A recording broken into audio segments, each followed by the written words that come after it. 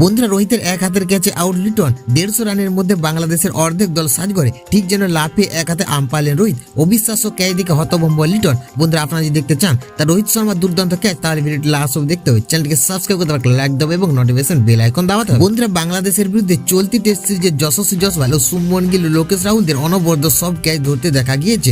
মোহাম্মদ সিরাজও কয়েকটি ক্ষেত্রে দুর্দান্ত ফিল্ডিং এর নমুনা পেশ করেছেন। তবে কানপুর টেস্টের চতুর্থ দিনে লিটন দাসের যে ক্যাচটি ধরে রোহিত শর্মা, তাকে এক কথায় অসাধারণ বলা ছাড়া উপায় নেই। বন্ধুরা, রোহিত এই ক্ষেত্রে শূন্যে লাফিয়ে এক হাতে অবিশ্বাস্য ক্যাচ ধরে নেন। এই ক্ষেত্রে রোহিতের লাফানোর টাইমিং ছিল একেবারে যথাযথ।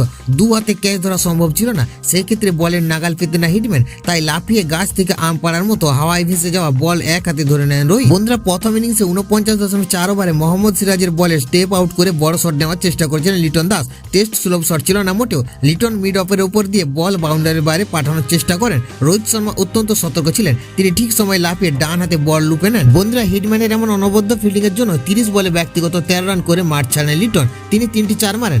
বাংলাদেশ তাদের প্রথম ইনিংস দলগত 148 রানে 5 উইকেট হারায়।